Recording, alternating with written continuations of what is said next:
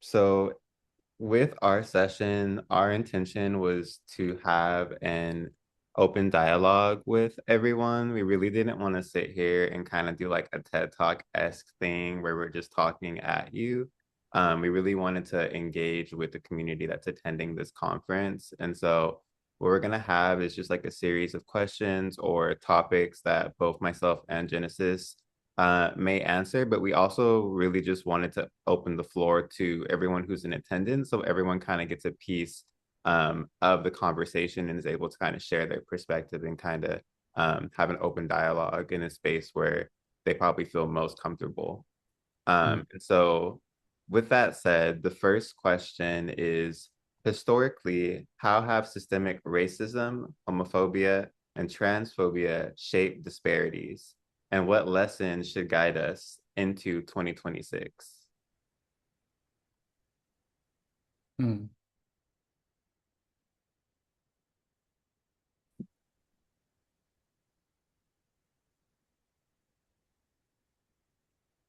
You think one of us can start off just to kind of get people? Yeah, you can go ahead and take it, and I'm gonna put that in the chat too, just for accessibility. Sure.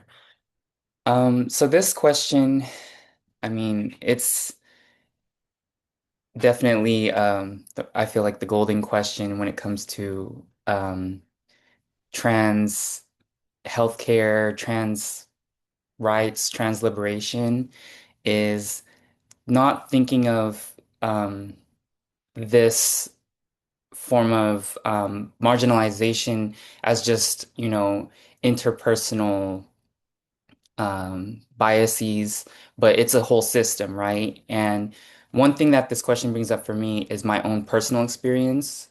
Um, so I can share an anecdote and then kind of like draw it to the bigger picture.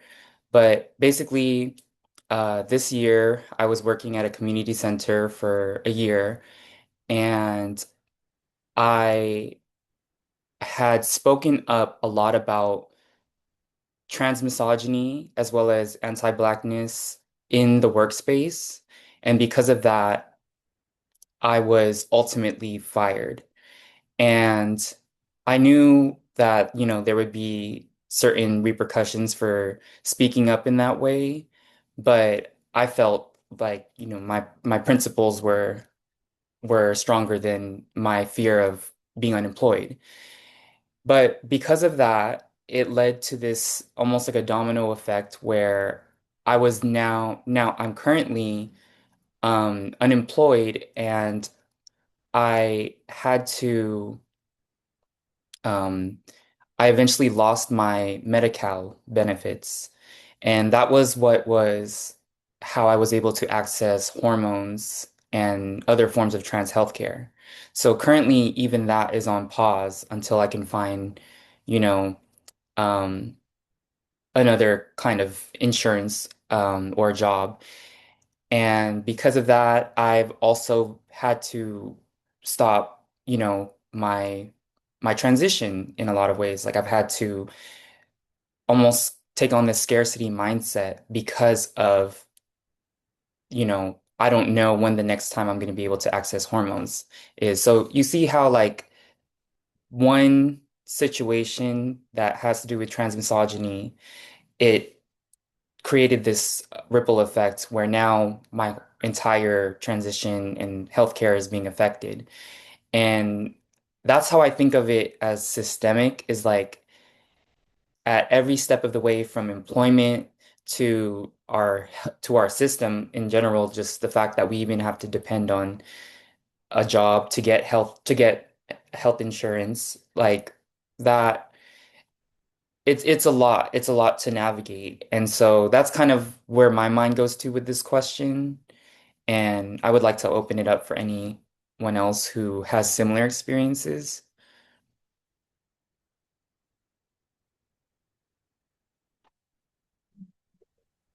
It's something I worry about for is my mic on again. Is my mic on? Is that Yes. I can't tell with this thing. Okay. All right. So back to scene. it is something that I worry about quite a bit when it comes to my wife and I's own security. We're in a good situation. We have an excellent provider, excellent doctor. Um, but because of the feeds that I monitor in the my trans support Discord, I know how precarious that is, not just where I live, but around the world. So um, a certain level of paranoia is without a doubt justified, which is why for myself and my wife, I've hoarded 6 years worth of HRT. Um, the medical care that we're providing is abysmal to begin with, even if you aren't trans. And from there, if you are trans, it gets even worse. So, um, yeah, I can definitely relate to all of that. Thank you for sharing. Ren, Hi everyone, my name's Ren. I use he, they pronouns.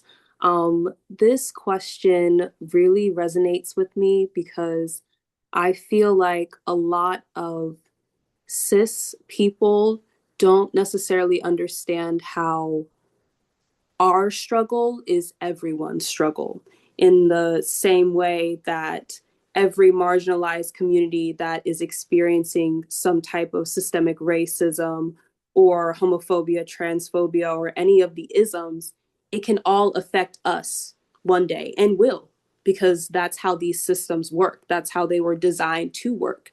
They test on one group of people, and then once they see that it works and they've successfully been othered, they do it to everyone else.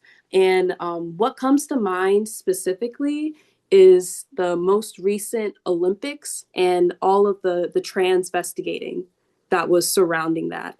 I heard so many transphobic comments about the boxer who won her all of her fights and won the Olympics. Like I'd seen so many like disgusting memes and just things of that nature, and how that has turned into the Olympics, and not just the Olympics, but school systems in the US trying to transvestigate children, trying to look at their genitals to prove that they are a specific gender, even though you can't tell just by genitals because there's more than just male or female. And it feels so simple for us, of course, because we're living these experiences. But I feel like in terms of what lessons should guide us in 2026 is just that understanding that if one marginalized community is experiencing something, we can experience it and will experience it next.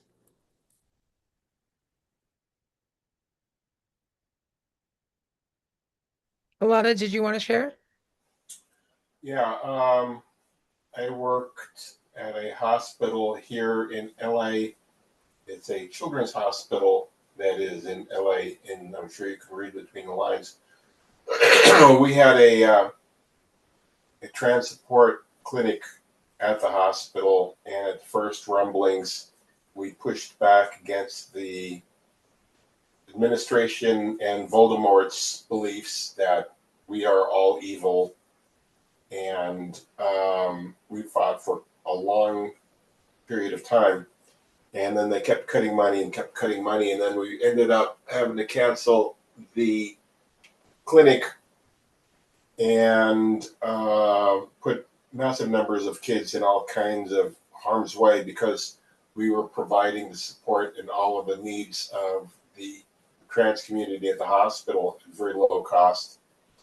And then they decided to go after hospitals in general because they, especially in the blue states, so they cut back $87 million from the hospital.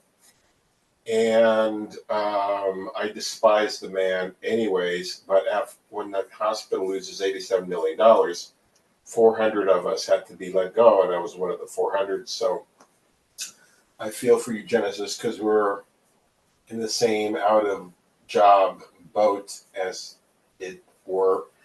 And the reality is that being a senior and being trans, it's extremely difficult probably for me to find a job. Why would somebody hire me as being 71 years old when they know very well I could retire, drop dead, whatever? So it's, most of the applications don't ask for year of birth, but it's pretty obvious at some point. And so it's a situation where even though I don't want to be retired because and almost can't be retired because in addition to everything else, I was a victim of a crypto scam. So I lost a ton of money. So I don't have a huge backlog of funds. So I kind of have to be working if I can. And so it's kind of difficult. And this is a systemic homophobia pushed onto a major organization that, in a sense, trickled down. And homophobia, transphobia that trickled down. And I am now, luckily I have other financial avenues. And I feel for my brothers and sisters who live in a car or a homeless shelter or in extreme difficulty. So I feel for them. But at the same time, it's a very difficult situation and circumstance that I find myself in. So here we are.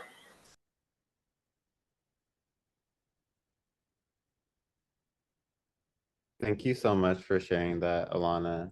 Um, One thing that I wanted to add before we move on to the next question too is that even legislatively, we kind of see a disparity within our community. As recent as looking at how gay marriage was almost on the chopping block.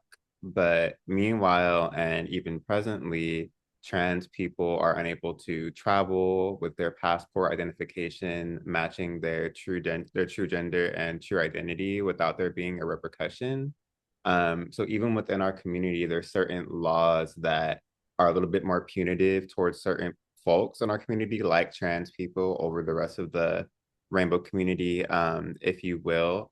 And I think one thing that happens sometimes is the scapegoating and is the infighting because some of us in our community is like, well, we have the victory that we wanted, and so we're good. So whatever they're fighting about over there, they can do that themselves. And I think we need to always remember that everything that we're doing is interconnected, and every victory for each one of us like impacts the rest of our community. And so we should always be rooting for everyone in our community, not just picking our favorite letter, essentially.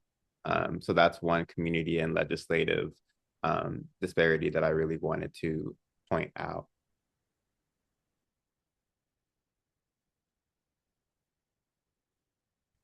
Yes, collective liberation is key in this fight for trans rights. Um, I think that brings us to our next question, which is how does intersectionality reveal the layered barriers trans and queer people face, particularly those who are youth, POC, disabled, or undocumented?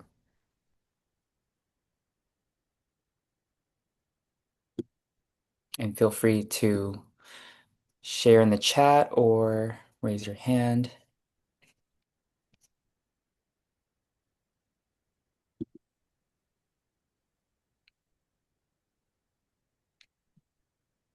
Kat? Hi. Yeah, I'm a chronically ill person, and so I've been kind of going to a number of doctors over the years, and I wasn't out as trans, and I still am not publicly. I'm lucky enough to get my HRT and coverage through Plume, so I don't. I've been kind of doing that privately, and as I see my doctors, I'm starting to, have certain physical changes that kind of come along with that are harder and harder to hide. And none of my doctors are, they're, I live in an area that's fairly accepting, generally speaking, like a societal level, statistically, but none of these doctors are publicly affirming. And I hesitate every single time I talk to any of them or any of their staff to mention anything. And so I continue to hide everything that I'm doing. And I'm going to hit a point very, very soon. Like I have a physical scheduled next month with my GP, and I'm going to have to come out to her. And I don't know if I'm going to have to find another doctor. And, I've been seeing her for years, and I feel like I'm probably lucky enough that she's one of the good ones there and that I'm probably going to be okay. But that fear hits me every time I talk to any of those doctors. And that's the only thing I have to deal with. And so I can't imagine how hard it is for people who have more things and other issues to deal with than I do.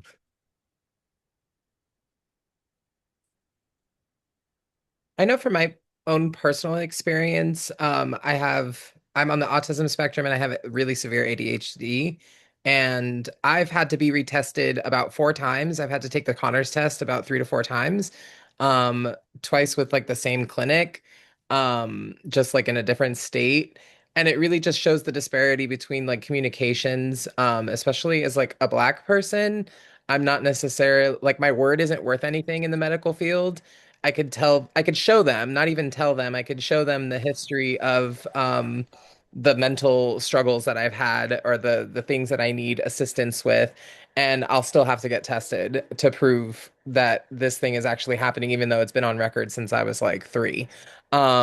So I think that the hurdles that are placed in front of us, not only as trans people, are something that people of color and explicitly from a Black perspective, something that we're used to jumping over. And it also really hints, or it really leans towards why I think a lot of us are very uncomfortable in medical establishments. We don't feel like we're advocated for from jump, so we typically approach it a different way. And one of those ways is through community. So a lot of how we heal ourselves and navigate our own health is through community and through finding relativity in other trans experiences and seeing what will work for us through other people. And it sounds kind of weird, but it's like the safest way to do it than going to a doctor and having like your dreams crushed, essentially.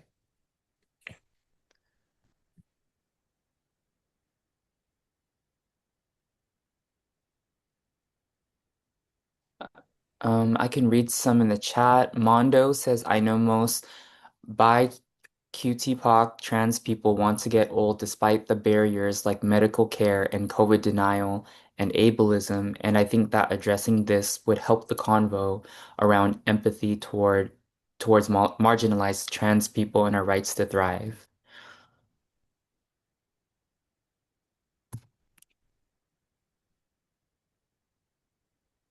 Mhm. Samantha said over 20-year waiting list for trans healthcare here in the UK really highlights the financial disparities within our community. The richest easily get HRT, saying how easy it is to the poorest in our community. We have that issue here in America as well. Um, we have a really cool service here for people who DIY hormones. They do your blood tests and give advice for safe practices. It's the only harm reduction clinic in the UK that is freely available. As my chronic illness got worse and I became a wheelchair user, I quickly realized that there was no ramps to the clinic. My one safe way of getting treatment was locked behind 3 steps that I cannot get up myself. It sucks so hard. And then someone else said, I have the court hearing to get my name changed this month. Congratulations. And I'm also getting so nervous because I feel like I am subject to a judge's stance on trans rights, which is an accurate feeling. I think that is a very valid um, perception of that situation going into it.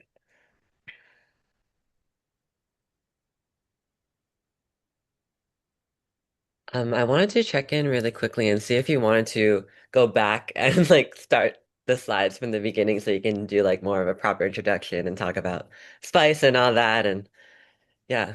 I think that we can go back to the spice slide after the last question because it ties into that. Mm-hmm. Yeah. Okay, perfect. Thank you. Thank you though. Yeah, we can if any unless anyone has something to add, we can move on to the third question. I find it unsuccessfully other trans people to understand how you're deeply at risk of this specific issue.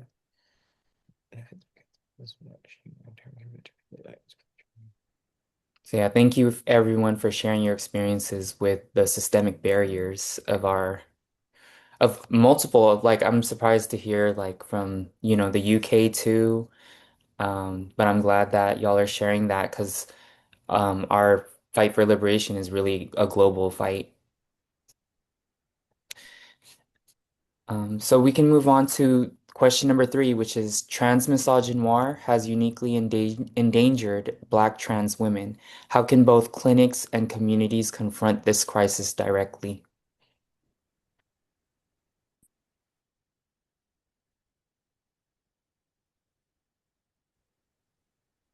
Yes, Ren. I think first they would have to just accept the reality that misogynoir in itself exists because a lot of people don't even know what that word means or what it means when people say that Black women have been at the forefront of everything regarding revolutions, regarding who, what the standard is supposed to look like and then warping it into something that everybody is obsessed with. So I didn't hear the whole question, but just as soon as you said trans misogynoir, like we have to get people to understand what the words even mean. Because I feel like a lot of times when I'm trying to have conversations about misogyny, misogynoir, the patriarchy, transphobia, and how all of these things are interconnected, people kind of freeze up as soon as they hear these terms that they don't know the definitions to, or that they think they have their own perception of what it means. They have a perception that it means like that, I don't know, quote, like women are better than men, like just saying things what I've heard some cis people say to me when I'm trying to have these conversations. Like, so really just allowing a conversation and telling people like, hey, this is what these words actually mean. We're not, and it shouldn't even be our responsibility in itself. It shouldn't. And that's the most frustrating part of it all, that we are often burdened with the responsibility of relaying this information, of educating people, especially when we're already exhausted and are dying at the hands of the same people we're trying to educate. Yeah. Mm, that was a very good point, Ren. And you actually did answer the question, which was how can both clinics and communities confront this crisis directly? And how can you confront an issue if you don't even understand what it is? And so you spoke directly on that. And I agree with you on, the labor that marginalized people are expected to do to advocate for themselves. That again brings me back to my experience with speaking up about literally speaking up about trans misogynoir in the workplace right after I had actually educated my workplace about it. And ironically, they had even asked me to do almost like a lecture for the center, the community center on it. And it's like, how do you want me to do that labor? Mind you, not even for any extra compensation. They just wanted me to do it because they felt like it would make them, I don't know, look more conscious, but it's just, yeah, it's really terrible because they expected me to do that labor. And then when it came to actually addressing that, how that plays out in the workplace, I was fired. I was retaliated against for it. So it really is, yeah, it's a tricky thing. Like, how do we address these things, but also not not have to perform labor for free or be exploited for it. So thank you for bringing all of that up. Cameron, it says they want to raise their hand, but they can't figure it out. You can go ahead and just unmute Cameron. Mm-hmm. Okay. I know today your hand was raised if you want to go Oh, first. I can go after you. It's fine. Okay. But also for the button, it's under the reaction symbol. I don't know if maybe because I'm a host that like I can't find it, Mm. but it's okay. Um, One thing that I feel like, might seem like a relatively simple answer, but I think that like Black trans women should be in the leadership, in the forefront of these clinics and in the communities. Like bringing people in to do a presentation and then leave. Like what structural changes is that creating? And so, yeah, I think that like if Black trans women are in the creation and at the leadership. Like most of these clinics that we know of, like I've come from working at different clinics and FQHCs and stuff, and like we're like always advertising that we're like, yeah, like, we're for the community. Do we do like trans healthcare and like healthcare for those who are homeless and things like that. All of our like support staff are great, amazing people of color, queer, trans people. But then our CEO, the CEO is always a cis white woman, maybe a little queer, maybe a little queer. That's all. Um, so yeah, like that is just something that needs to change. Um, yeah.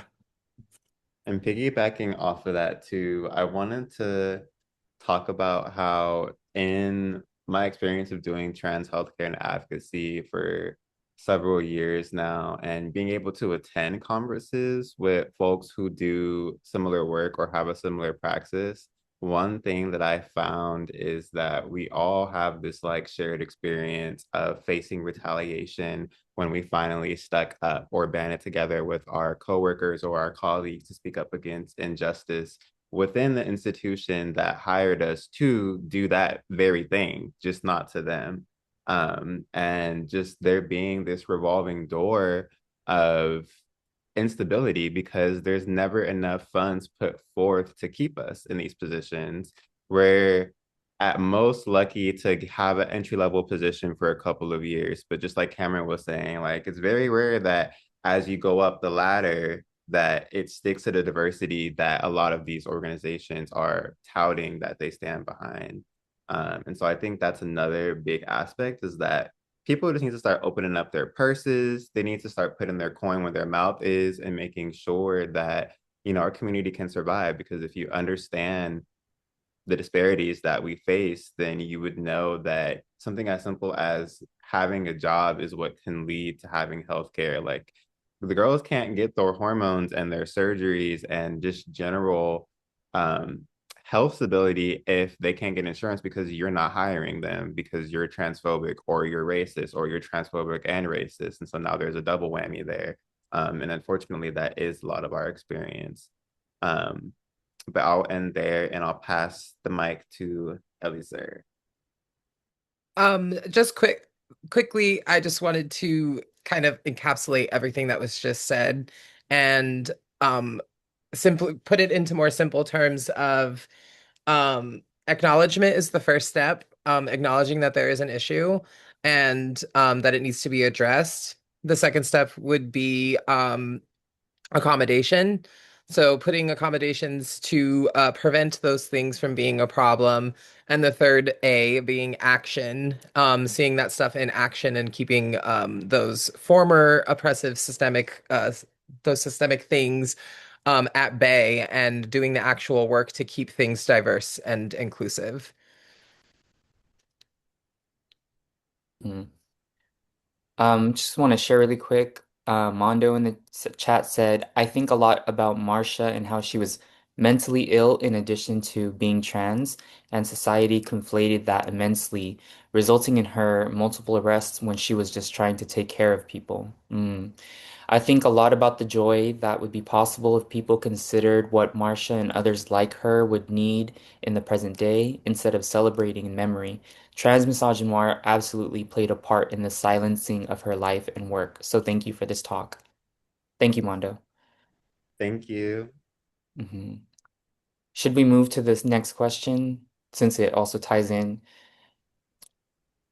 With data showing lower life expectancy for trans and queer folk, what structural changes are needed and what roles can institutions, families, peers, and community networks play alongside providers? It's a good question.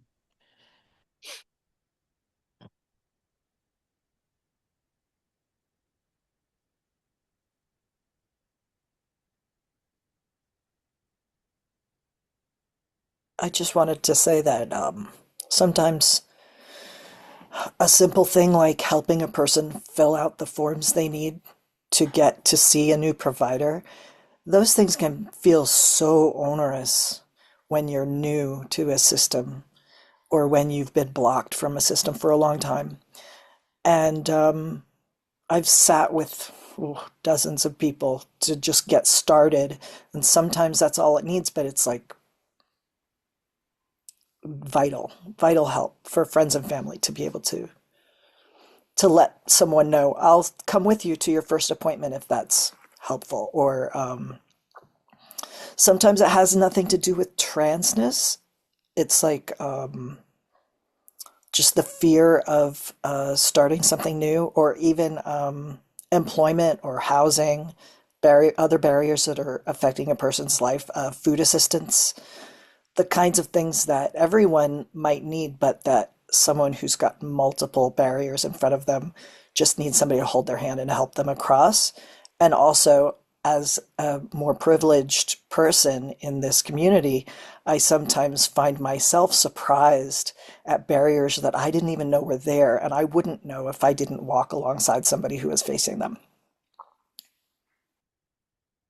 Thank you, Chris. Yeah, that actually reminds me of when I was trying to get back on Medi-Cal and, there was I had a lot of confusion about it because of, a lot of documents that needed to be verified and things like that. But my friend actually suggested this organization called Community Health Works. And I'm not sure if they provide services in other places outside of Sacramento, but I'll link it in the chat. They actually, I was able to call them and they actually helped me fill out the documents that I needed for to get back on Medi-Cal. And they also provide other services too. So yeah, something to check out. And to your point, it definitely helps. Sorry, I accidentally muted. It definitely helps when you're not just alone navigating these systems. Even if it's just a friend, kind of walking it through with you, that I know can take a lot of weight off for sure.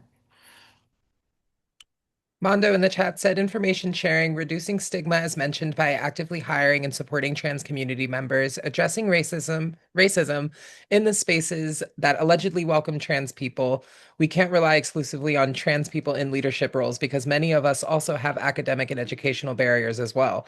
Decentering the binary, all aspects of public life would be helpful, even if it's just making things like all gender bathrooms more common. Agreed.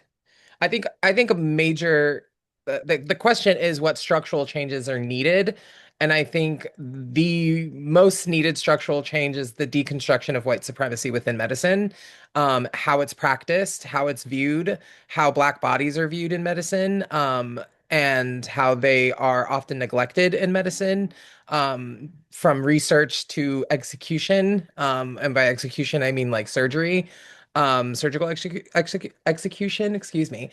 Um, yeah, I think that decolonizing healthcare is probably the first and biggest step necessary to get that ball rolling for to see healthcare more inclusive and diverse.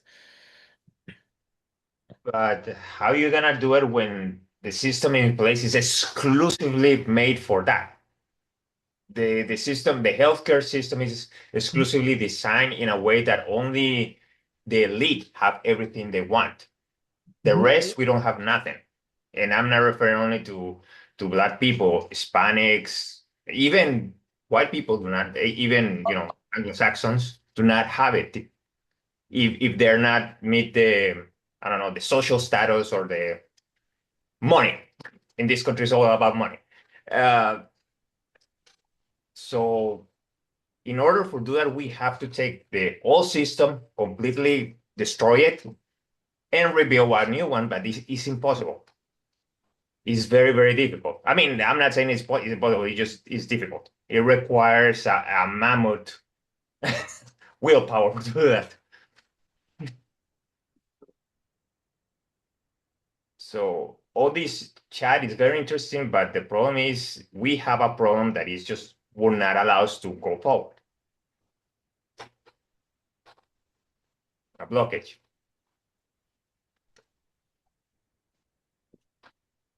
That's definitely an important point to bring up because a lot of these things are systemic. So we as individuals can only do so much when it comes to the system.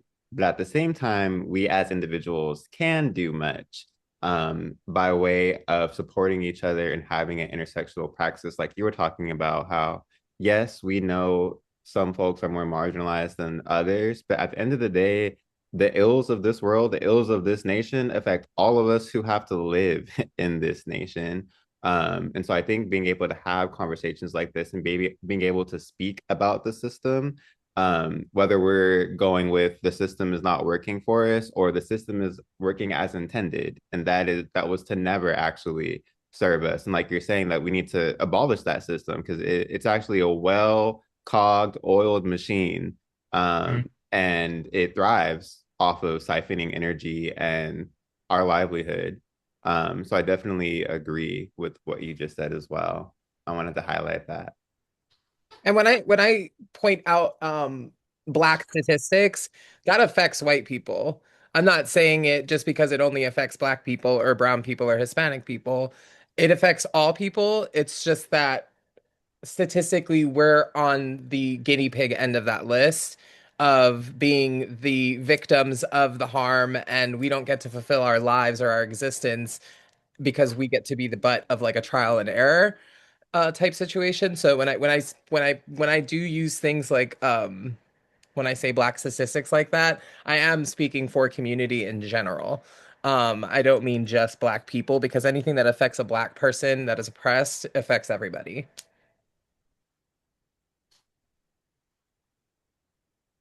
But I think we can all Absolutely. agree that we are in agreement that needs aren't being met, and that they need to be met, and they need to be restructured entirely when it Mm, comes to the medical field. I think that's a good point to move to the next question yes. as soon as we get our slide. I was on top of it too. And while we're transitioning to the next question, I just want to say, like, on the idea of like possibility of like us, you know, upheaving this whole system. I mean, I think that's the moment we're in right now, is that this has started with Black trans women. Fascism, all of these systems of oppression have started with Black trans women, which is what trans misogynoir is. And now that it's kind of taking over and affecting multiple more people, I think that gives us an opportunity to collectively now take care of each other in ways that the systems failed to take care of us, or were, they weren't designed to take care of us. So now that more people are realizing that, that's why we can now turn to each other. And that's also what, our organization at Spice is all about, is how can we reclaim our power as a community, as communities, rather than relying on institutions.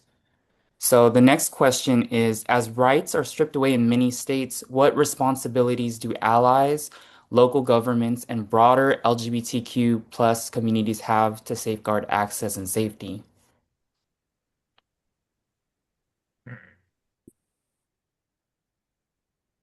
I think conversation is a really powerful part of that.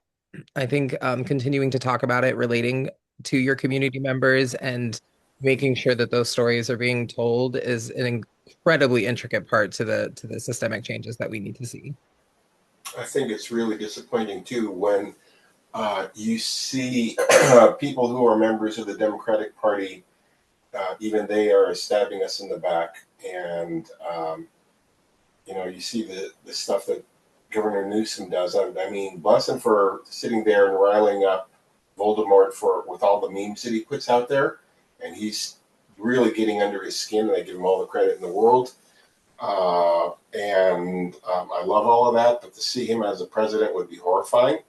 And the same thing with Ruben Gallegos with his comments that he made, thinking that the microphone was off and hearing all of his comments, and then when asked about it, he doubled down and said some pretty horrific things about trans women but are uglier than trans men or words to that effect. And this is the same Ruben Gallegos who's backing up Mark Kelly with his comments, and then the next day he says what he says, and it's so hard to find somebody who you can truly trust. So that takes care of the local government part. So it comes down to allies and pulling, being our own advocates and our own allies. And hopefully midterm elections will change a lot of that, but it's not easy. Well, me as a veteran, as a combat veteran, the only thing I can tell you is this: do not trust politicians. They are cowards. Cowards cannot be trusted. Thank you, Sandra. I'm sorry, but it's true. Everybody put their Wrong. I'm not saying you're wrong. Go ahead, Period, girl. Ro? There's an old saying out there, stop believing in authority and start believing in one another. And you all got to get organized. I'm one of the privileged people. I can't relate to anything you're saying. My estrogen's free. I'm retired. I have health insurance, 63 years old. I'm in Southern California. That may have a lot to do with it. I was born in Kansas, and Kansas is one of those states that says they're never changing my gender on my birth certificate. So don't know how that's going to work out on my passport. But I'm not going to let that affect me. Like I'm only affected by things to the level in which I'm actually willing to allow it to affect me. And you're speaking to somebody who's got a PhD in ontology, which is the father of all philosophies. And I'm responsible for everything in my life, everything. No, and there's no accountability for anybody else to take care of me. And I think you guys, you have 10 times the education on this that I have. The only way this is going to change, and Sandra, you're right, you can't trust the politicians. I mean, my God, that's been that way since the Romans. The order. Okay.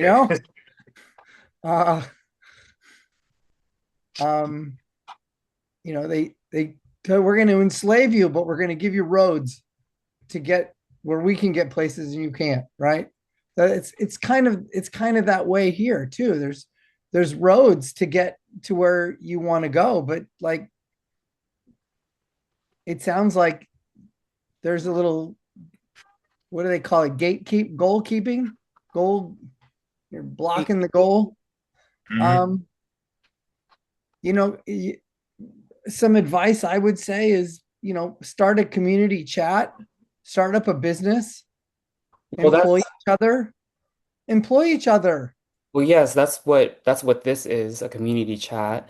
And Yeah, that's a yeah. lot of what we're doing, when you say that we need to get organized, that's exactly what the whole purpose of this talk right now is. And bro, actually what you just shared, it makes me think, I wonder if there's like a challenge here for someone like you you're saying that you're in a more privileged position than most of us. You have your health care, you're all good. I wonder if there are any community organizations in your area that would love to have some kind of support from you, especially as an elder, um, I don't want to assume that, but since you said you're on I'm estrogen, 63. I'm up there. no, I'm saying you're a trans woman. Is that correct? Or do Yes, you identify? about 2 years ago, I had my diagnosis of gender dysphoria. I had no idea up until Sure. then.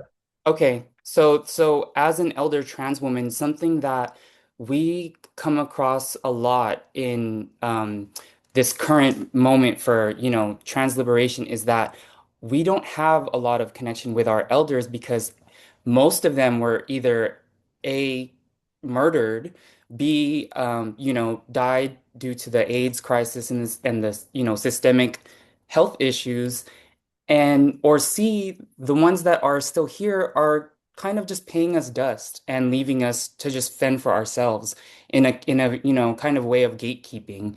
And so I want to challenge you to not have this mentality that like, you know, I got what I need and everyone else just needs to get organized, but instead see ways that you can actually be a part of that movement and helping others. I mean, that's what collective liberation takes. If you're not interested in that, then I mean, frankly, I don't really know what this conversation can do for you. Thank you. Of course. Well, I think I'm doing exactly what you're saying, is I'm speaking into the group, instructing, sharing Hmm. Your that. experience is totally valid, and we appreciate you sharing your experience, even if it doesn't align with the others that I know. Thank you. in here, of course. You rock. Thank you. And I don't have an ego to bruise, so you don't have to worry. I let that go in my 40s. Um, It was very self-serving having an ego. Who would think? that part of the conversation ties perfectly into question 6, which is beyond clinical care. What forms of solidarity, mutual aid, and advocacy most effectively sustain our communities in hostile environments? Does anybody have anything they want to add to that? Let's hear from someone new, hopefully. I feel I just repeat what I said already twice in the group chat. Oh, please, by all means, reiterate. Oh, just again, like how I was saying, how the my gym director with actually giving me consent to use my preferred restrooms and actually talking and having this connection with all but my coworkers there. It's doing a lot. I sorry, was there half the question? Beyond clinical care, what forms of solidarity, mutual aid, and advocacy most effectively sustain our communities in hostile environments? So beyond mutual aid, beyond solidarity, the things that we've already covered. Oh, beyond mutual aid, I'm so sorry. No, that's okay. Mutual aid's a huge part of our success as a community. We've proven time and time again that trans people can always rely on trans people. That's a tale as old as time, so that's why we're asking this question beyond it, to see if it extends past that. Does it? Does anybody have any experience that extends past mutual aid advocacy? And I was gonna say what you shared about the gym director as opposed to how your family treats you Mhm. definitely is a part of that. Oh, yeah. Thank you. Yeah, that completed my thought. I kind of like lost halfway through it. No, I think that normalizing looking out for someone's safety in an affirming way in that sense in your case the gym is a really healthy way to show the collective how to respond to things like that because that's likely a little too like I mean it's probably very late, right? Like being accepting of a trans person in a gym is a little late because we're in 2025. They should have Yeah, already for had this sure. conversation, you know what I mean, like years ago. um Yeah, but because in like apparently we don't have any rules on it. We have never had to deal with this any time yeah, before. and I So I feel like I I'm the get that one all the causing time this too, where havoc. it's like I've never had to experience, and it's like you've never been aware that you've had to experience. I'm the first person who's calling you out on it. I'm the first person asking for accommodation. I'm the first person advocating for myself. That's really because not every trans person is going to out themselves to you. I'm sure people interact with trans people every day that they have no idea are trans. So, I think that the gym doing that for you is a really great example of how that shows up outside of mutual aid, because that is a form of mutual aid. when you think about it. It's making the gym more comfortable for you. It's accommodating the space for you. And that is Yeah. community care for sure. And just like in general, having those connections, so like when I have to deal with my family, it's not as dramatic, and I can show like, no, this is how people are supposed to treat this circumstance. I have real life examples to be like, no, you guys are not acting right. This is how you should treat somebody. You know what I mean? Absolutely. It stems into the speaking up aspect. They're speaking up for you instead of you having to speak up for yourself. That's community in action for sure. And it is true, unfortunately, I feel like with a lot of our families, when it comes to queer folks that may have just straight up cishet families, is that they may not actually respect our identity until they see everybody else but them doing it. So I Mhm. definitely hear that part of your experience as well. And I just wanted to add that if they don't ever come along, then at least you have other folks who are able to see you as your true self in whatever space you occupy outside of your familial space. And sometimes, the familial space ain't really as popping as what we thought it was going to be, anyways. The grass is not always greener. That part.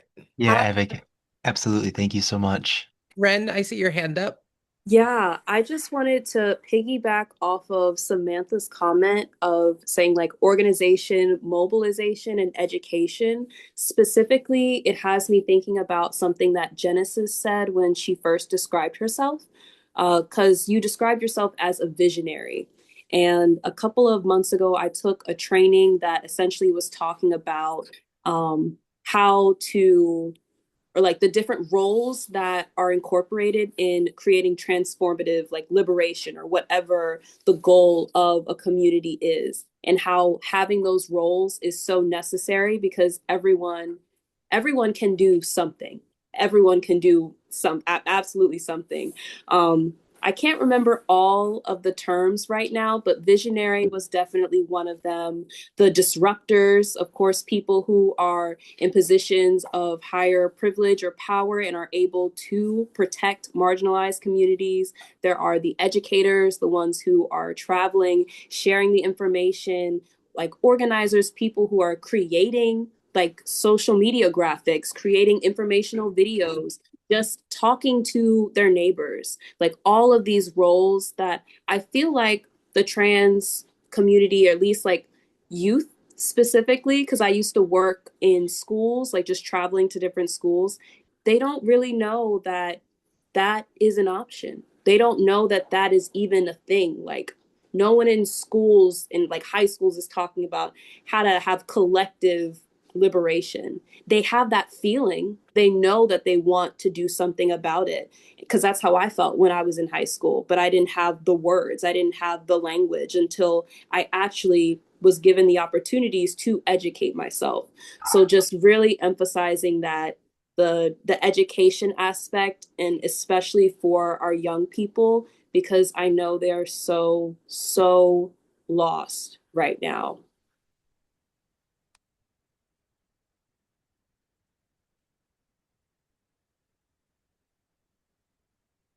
I think it was the social change map. Thank you so much. Yes. That's awesome. Our next question is, what roles do Vogue, ballroom, and other culture spaces play in sustaining life, joy, and resilience? I'm glad we got to this. Hmm? What rules? So we've Um, heard the term oh, good. exposure a lot, right? What was that term? Exposure. Several people have said exposure or visibility.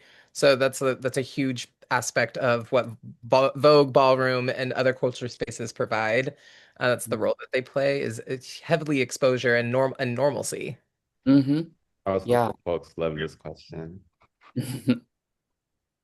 I can speak a little bit about this just to start us off. So, for those of you who aren't familiar with ballroom and voguing, it is a performance arts. It's a whole culture that began in New York City in the 1960s by Black trans women, namely, and now it has spread to become a global phenomenon. So you have it practiced all over in places like like Europe, Asia, everywhere. There's new scenes growing, and actually, that's what our collective Spice began as a ballroom space before it was activated into a more mutual aid and community care group. But those two things are not mutually exclusive. Ballroom has always been about community, taking care of each other because it was born out of necessity for survival at a time when Black and brown, queer and trans youth were being kicked out of their homes for being who they are and had to survive basically on the streets. And what they did was form houses, which is like basically a family, chosen family structures that supported each other, mentored each other, helped each other grow artistically and and help them navigate real life, when it comes to employment, healthcare, all of those things. So with that context, can we go back to the question? Oh, it's in the chat. How can clinics and policymakers learn from these models of community care? So the ones that we see in Vogue spaces, ballroom spaces. Sure.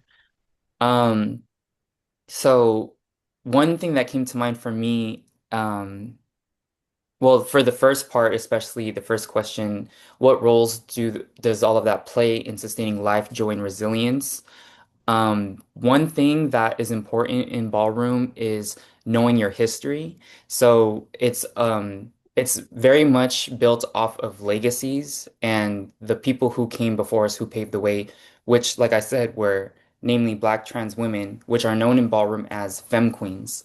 So when we Vogue, which is the dance, we are channeling the energy of our ancestors, basically. And I think to the question, clinics and policymakers can learn from that because they need to realize that what's going on right now has been going on. And we need to learn from past stories such as Marsha P. Johnson's experience, Sylvia Rivera's experience. You had these two trans women of color who were taking care of their communities, taking care of their communities in ways that, homeless shelters and hospitals were failing to do. And yet they both had succumbed to very violent deaths in terms of like, either being hate crimed or in Sylvia's situation, or actually both of them were unhoused when they died. So these clinics and policymakers need to learn like what our history is in order to not repeat it, right? Because that's the saying, if you don't learn your history, you're doomed to repeat it. So I think that's important in the same way that ballroom passes down that ancestral knowledge. We also need to share that and not just see us as like numbers, statistics, patients, customers, and clients, but actual people and as part of their community, as part of their family, because that's what we do. We take care of each other like we're family. I think that that's exactly what they can learn is like how to build community, how to form culture. I think that's like one of the biggest things that they could learn is how to establish culture and communication because the ballroom scene, if nothing, has taught people how to communicate in ways that they know how through dance and through expression. So it's really important that policymakers get on board with that kind of mentality because ballroom is a prime example of mutual aid in so many ways. Even though it's not intended to be, it's fully based on mutual aid down to the costumes usually is coming it's people pulling everything together to make a big ass show and I think that that's the biggest lesson that any of those entities could take away from it is that the power always is in the people and ballroom is the prime example of that. I think also another aspect of it that policymakers should consider, as well as other stakeholders, is that there needs to be some kind of provider support outside of provider training, because on one hand, not every provider is going to be trans competent, queer competent, know all the things. But for the ones that we do find and that we do trust, why can they only be at the position that they're at for about a year or maybe even 2 years before they have to get swapped out because of the way that the system is built up? And there's just this lack of focus on, I think, retention when it comes to quality care and trauma-informed care. And going back to what Genesis was saying, like, we're not people who, or just humanity in general, should not be treated as if we're just these cogs on a conveyor belt to be quickly assembled and packaged and moved on for their next target. There actually needs to be a relationship between us and our providers. There actually does need to be some kind of care, some kind of conversation, some kind of checking in on us and our health, comprehensively, instead of just having a bulletin list and checking off everything like, okay, you're done, you're good, you're healthy, good luck, kind of a dynamic. I think it's super, super important for us to actually have these relationships and for providers to be able to get their own support so they can support us. Because there are a lot of providers who do want to help, but their hands are sometimes just as tight as ours are in navigating this system because they have to navigate the same system as well. Ali said a talk I attended recently about fascism also pointed out that fascism wants to dehumanize you and your emotion. Oops, someone messaged right as I was reading and it moved. I don't know where it was. I see it. Alex said a talk I attended recently about fascism also pointed out that fascism wants to dehumanize you and your emotions so you can only feel hate, anger, fear, and anxiety, which is what makes disconnecting from anxiety sources like the news and allowing yourself to feel joy or a party like ballroom is essential to resistance, building community, keeping yourself sane and human during hard times. I have heard the same from those who have survived the AIDS. Absolutely. We are running out of time. We've ran out of time. We are 17 minutes over, but we're going to keep this conversation going just so you can get any questions that you may have for our lovely hosts. There we go. Please, if you want to type them, you can. I've asked both of our hosts to place their emails or their contact information that they feel comfortable sharing in the chat so that way you can reach out to them if need be and you'd like to continue this conversation. I wish we had like 2 hours to do this. That's really what we should have had. Are you able to share the slide? There's a final slide that has our info on. Yeah, that's the only reason I'm asking for you to share because the person sharing the slides had to leave. I'm trying to figure out if I can get that one particular slide up in an image, but this thing is difficult.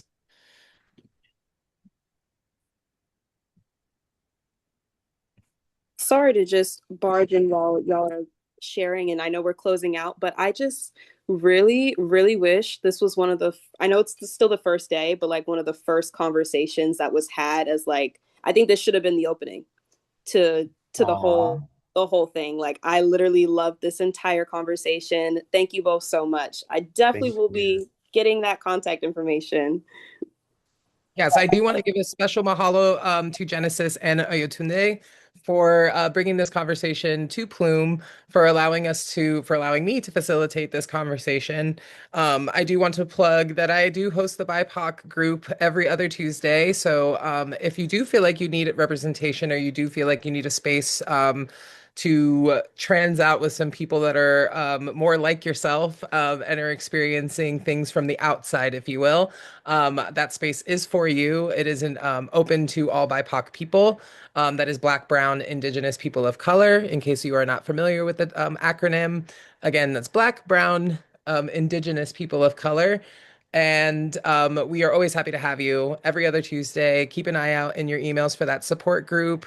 Several of us are in this group right now having this conversation, and we would love to have you.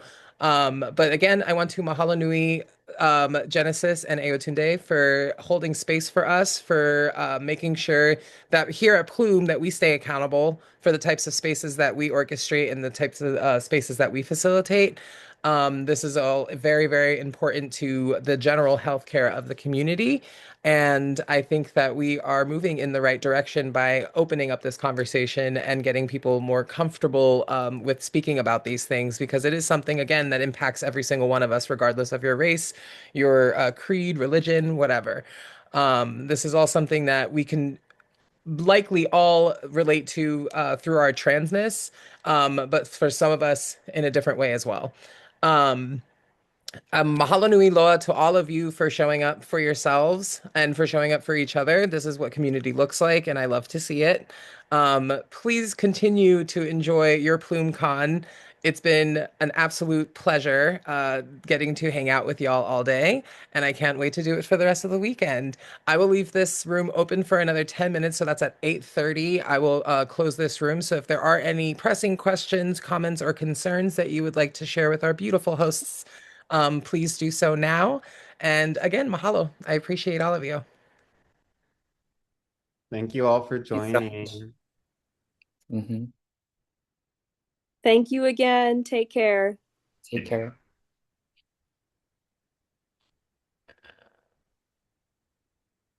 Oops.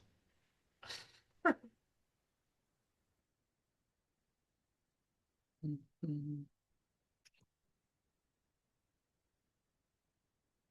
I saw some folks were following the Spice page already. That's awesome. I need to get on that. Period. Let them flow. I organized with Swap Hawaii, so I'm surprised that I don't already follow Spice. I mean, I think we do on our professional account, but on my personal, Ooh. It might be because we're like relatively new organization. I mean, we've been operating for over a year now, but our Instagram, we had to make a new one. Yeah. Long story. We had to have a rebirth. Yeah, we had a rebirth, yeah. don't we all? Yeah. Right. 2025, we're all rebirthing. Okay.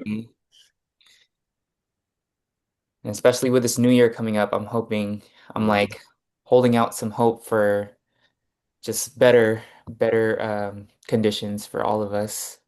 2025 is already over, and I didn't even have an opportunity to catch my footing. Like Yeah, I'm still yeah, in January, like planning my year, and it's already December. So yeah. I I guess feel that's just that. Hmm. Time ain't been right since 2019. Exactly. Sorry again about the mishap with the slides. They put a lot of restrictions on the facilitators and what we can like transfer through. It's for the safety of the patients. Mm, So that we can't share any personal information.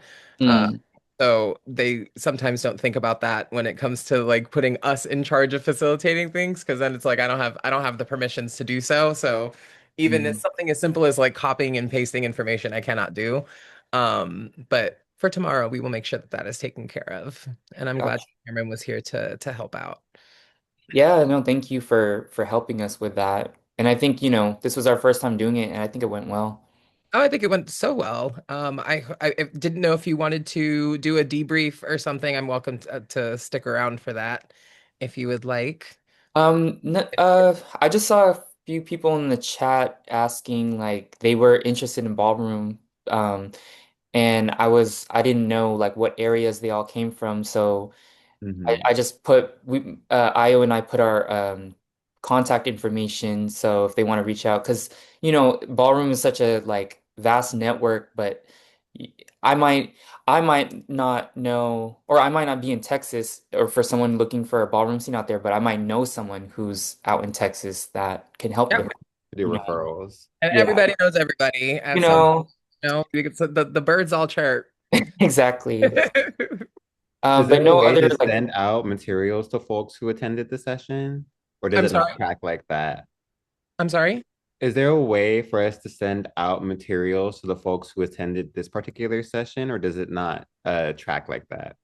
I think we can track who did attend. And we should be able to do a blast based off of the attendance Mhm. for sure. And if not, then the person to talk to is Cameron.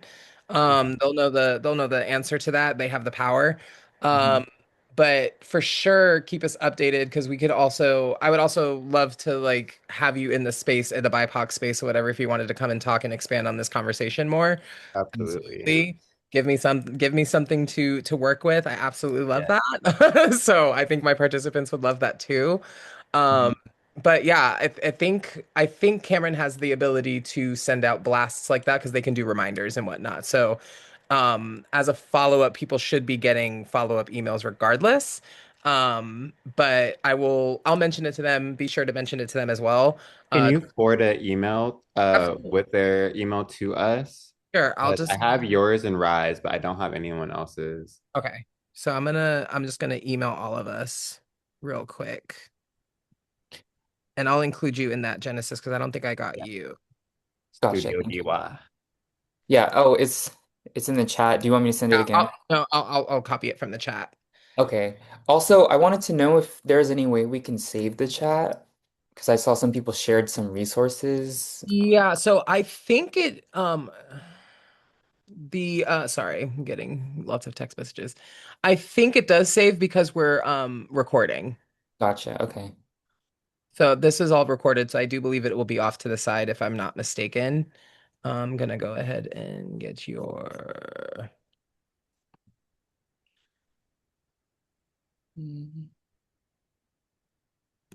Does anyone who's still here have any questions or comments for us? Or just wanted to hang out? I'm so new to all this. I'm really just learning. I don't have any input to give, so I'm just soaking it all in, to be honest. Awesome. Okay. Thank you for Well, I joining love us. that. Yeah. Welcome. Thank you. I feel Uh, welcome here. That's good to I'm know. glad. Being that you said that you're new, was there any maybe like healthcare questions that we could potentially answer for you? Was there anything you were curious about or wanting to talk to other dolls about? Well, I have been on HRT DIY. Um, Mm. I haven't had health insurance since I was a kid, and I haven't had a doctor in 35 years. But I found a way to get my meds from India. So Mm. I do have one trans Or friend who is under a doctor's care, and I'm kind of following her her medication, so to speak, her amounts and what she takes and all that. Hmm. Um, Now, for 3 years before I discovered myself, I was actually taking steroids, taking testosterone and DECA, and mm. bodybuilding as a Okay, yeah. cisgender male. I was 330 pounds and I could lift 600 pounds. Wow. I'm 6'3", by the way. Mm. Period. and You're my height, That's bro. awesome. and I went on a path of enlightenment, and I discovered Daisy, Mm. Yeah. and changed from bodybuilding to definition training for Mm. another 2 years in the gym. And during that time, I was slowly transitioning and not really knowing what was happening to me, just going where my heart led, Hmm. following my passion. And here Mm. I am. Wow. I've been out. October 5th made a year for me since I left the house first publicly, fully dressed as a woman, and I went out to a bar, um, one of the gay bars or inclusive bars, I guess you could say, here in Baton Rouge, Louisiana. Oh, Mm. There's Louisiana. only three. um, so I went to the one that was the most laid back type country bar. I felt comfortable there, and for about a year, I've been going there, and I branched off into the next club, which was more of a neon lounge. Mm. And then recently, I went to the actual club that's for like the 20 somethings, and Mm. relived some of my 90s techno days. And I felt comfortable there, but even though I was probably one of the oldest people in there, but Mhm. as far as people like me, most of the people men who dress like women that I've met in the year that I've been out, and I've been going out every weekend trying to make new friends because, of course, I lost a family, I lost a job, all Mm. because of this. Yeah. Um, so I went out to make new friends like me, and surprisingly, I I only ran into three other girls like me that were not drag queens. Every other person I met that was a man dressed like a woman was a performer. Mm, And when they weren't performing, they didn't look like me. mm, You yeah. know, and one of the two or three that I met is my friend now that I actually talk to and get advice from and all that. And they're about a year ahead of me in the HRT. Mm, So I just had to go through a 3 month gap in my medication because, as I said, I get it from India. Mhm. The tariffs mm, from the administration yeah. stopped anything coming in from India for quite a while. And then when they did start letting stuff in, my first shipment got caught by customs and they held on to it, demanding to know what was in it. And even though I answered that question 4 times, Mm, verbally, on the phone, and through email, um, they held it so long that when UPS finally got a hold of it, they said it was undeliverable and disposed of it. And I lost $200, wow. which was a 20-week supply for me. Mm. You So know, that's I went another 2 months to save up more money so I mm, could get another round of it. And I finally got started back on that, I think, about a week and a half ago. mm, Congratulations. yeah, congrats. I'm sorry that it's so difficult for you to obtain that. I Mm. mean, I'm right there Yeah. with you in that same boat. And I work in healthcare, so it Mm. just And goes to forgive the tears, I'm a crybaby. It's just one of the effects of what I've been going through. Oh, honey, we're all on estrogen. We know. The Listen, Yeah, we trials and I tribulations cry at of the 9:30 Eve. every morning. Mhm. I'm As my glad you baby brought that girl, up I though. cry. Yeah. Yeah, I'm glad you brought that up because that's actually something I thought we should talk about maybe for the next one is DIY because Mm. that's I Yeah, feel I like want that's to becoming do a it. reality for so many of us now that, like I just shared, I don't have my health insurance right now, Yeah. even though I'm planning to get back on it. But yeah, there's so many ways. Like the girls are so resourceful. Like everyone I talk to, that it's like they have their own underground plan to get hormones, and that's how it used to be, before a lot of this became mainstream. So there's definitely a lot of knowledge to share about that. So thank you for sharing that, Daisy. And I'm Mm. happy that you're able to access it that way. Right. Also, I wanted to give you your flowers because I I'm also a former like bodybuilder. I used to play football and wrestle in high school and used to be really like, like the jock type. Macho. Yeah, and I know what it feels like to transition and have to like break that down. It's such a I feel like more dolls who used to be like, you know, Hyper buff Matt. and macho, yeah, and masculine, need to share their stories more because I know like it definitely helped me every time I met a doll who was like that. And so I just want to give you your flowers because you look great. So Mm. Thank you so much. That means a lot to me. Right now. I'm scrolling. I'm going to find the picture, the picture I showed everybody of what I looked like 3 years ago. I was going to send it in chat so y'all can Yes. look at it. yeah, it's always a gag, right? When you show people See your that I estrogen love magic I love it. before and after. Everybody. Here we go. right. Here it is. I have so many pictures. It's hard to do. Nataliana, you're There doing you okay? go. It's in the chat. Wow. Yeah, I'm probably gonna. This is probably the last Oh webinar I'm gonna make wow. today because I've Period. got to go to a community event tonight. So I'm about to after this head out. It's so good to see y'all, and this has been super informative and super fun. Thank you so Mahalo much Nui Thank for you for for showing up. attending. coming. You. Yeah. Absolutely. It's so far I've learned a whole lot. And I thank all of you. And I did that DIY hormones for a while before I found Plume, and it's really scary to think about going back.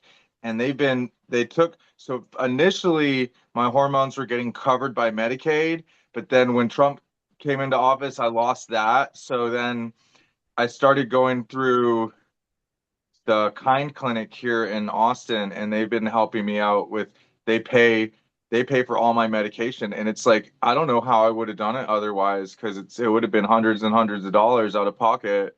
Hmm. It And is. then Yeah. I went to reapply, and my sister has kind of run off with my kid and is no longer following my directives, and so now I'm because of that, she's Oh my filing God. her on her taxes. So I'm about to because of that, I'm going to lose my Medicaid coverage. So I was panicking about that. Like I'm trans, I'm on disability, and I have mental health issues. You would think like all of the supports would be there for me, but it's just like I am having to fall back right now on those final the last resort because I'm getting failed by insurance. I'm getting failed by these systems that are in place that are supposed to be helping me get my medication and deal with my mental health, but it's only in the way that they want me to, not in the way that that I need to. And so Yeah. that's very frustrating, and battling the insurance company. But I did get a big blessing this fall. So there's something called the Health Alliance for Austin Musicians, and because I play music and write music, I'm able to Yes. be eligible. So they want me to continue doing more music stuff to continue my eligibility, but they said that if my Medicaid gets denied, they're going to cover my insurance for the year. So that's kind of nice because I think that they will probably also cover any disruptions in hormones if something happens because they're a nonprofit. They don't have any obligation to deny my insurance coverage based on things like that. So I think I'm going to continue to get help, but it's just kind of like before when I started all of this, it was like, oh, everything's going to be sort of business as usual. And now it feels kind of like the safety nets have deployed and these are like the safety nets and what happens when they break. So I'm very, very much worried. It's like having a like having a child. I describe my transness as like my child. Mhm. Like I have to do these things for it and I don't have an option and like Mhm. I like you know what I mean? Like it's mine and I need to take care of it and like I'm over here screaming at the top of my lungs like someone please help me and they're just like you know what I mean? It's very scary. It just feels like you're holding a kid running for like safety. It's just How do I feed this baby? yes, All these cards exactly. stacked against me. Exactly. The duds are dry right now. I don't know what I'm gonna do. Alrighty. So we are way over time, so I gotta close Yes. this thing so I don't get yelled at by Plume. But again, mahalo nui to all of you. I hope you have a wonderful evening, and I will see those of you tomorrow that I see tomorrow. Yes. Thank you to all of you for what you do. Thank Thank you. Have a you. beautiful weekend. Take Same to care. you. Ciao.